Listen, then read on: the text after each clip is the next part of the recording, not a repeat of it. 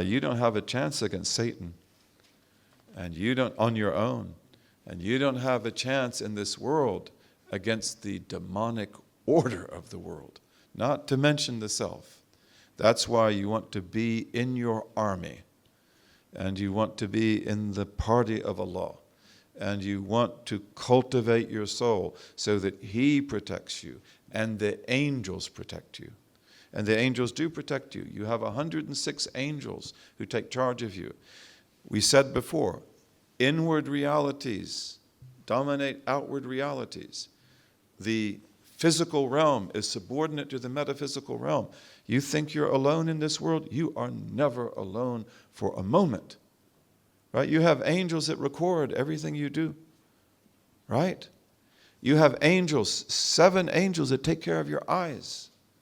You know, you want to live in harmony with the angelic forces, and they protect you. And if it were not for the angelic protection, you would not last for a minute. We have to believe that. This is the truth. You have to believe in al-malaika.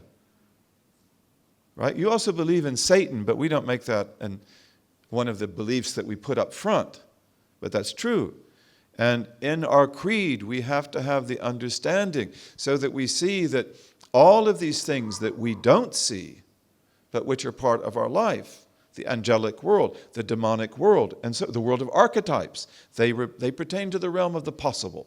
There is nothing irrational about them. There is nothing impossible about them. And inshallah, we live in that world properly. And then you have a chance. So coming into the prophetic law, purifying yourself of filth, because that's what opens the door to Satan. I've been in the inner city of American cities, and this was mostly years ago. Been in the projects. A lot of these projects have now been torn down in Chicago. And I've been in places where there's a lot of insanity, a lot of alcoholism. And even back in this time, there weren't a lot of drugs because the drugs hadn't really taken off like they would do later. But so many of those people, a'udhu billah, Allah have mercy on them, live in their own urine. They smell like urine. They are at the mercy of Satan and of his hosts. So living within the law, purifying ourselves, eating what is halal. If you eat what is halal, you will have good thoughts. We should give food to our neighbors. If we give them organic, halal food of animals that have not been mistreated, I think this is something that we need to be really conscious of. I don't want to eat any chicken. I don't want to eat any sheep. I don't want to eat a chicken who never saw the sun in its life, was never allowed to move. This is what we do in a lot of our Western countries. That chicken has a right to live. Okay, so what if we give our neighbor that good meat? Maybe they will have good thoughts also. So it's very important to live the right life. It's very important to live inside the paradigms, inside the parameters. Okay, and then we have company. We help each other. We are good company to each other. And it's not a one-way road.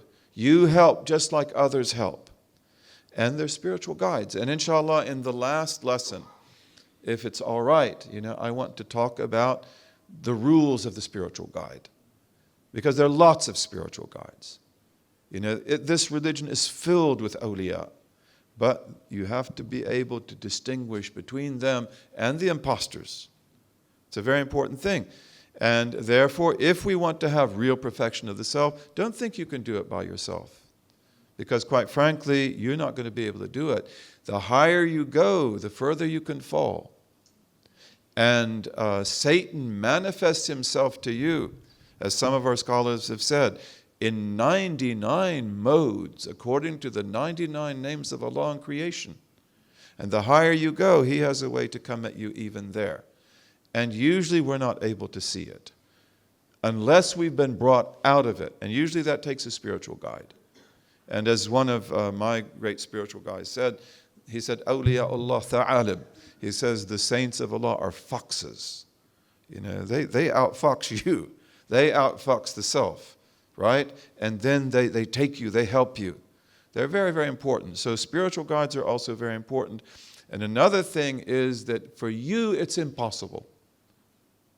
For you to become the you are supposed to be, that has a heart that is sound and in order, and that is a recipient and a receptacle of knowledge and mercy.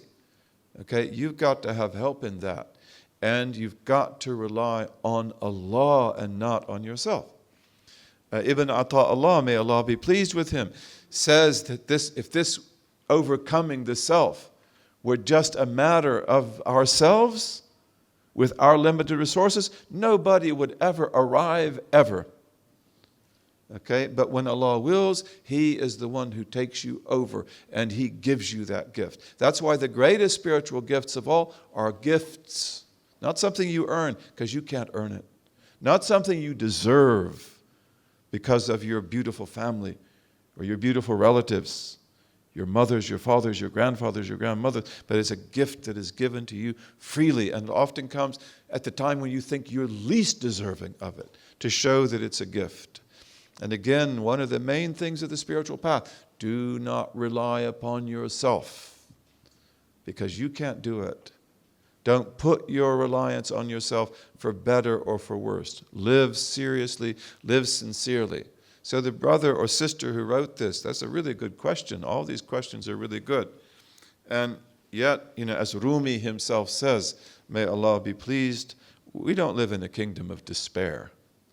Ours is a kingdom of hope. And ours is a hope that is based in people like you. Look at this generation. Look at this time. This is a difficult time. It may even get more difficult. We ask Allah that it doesn't. But still, this is an amazing time. Do you think that we could have had a gathering like this in the United States? Or in the Soviet Union? Or even in this blessed land in 1933? Huh? Do you think so? I don't think so. In fact, even in the United States, most of these beautiful faces would not have been allowed in the country because they didn't have the right ethnic profile.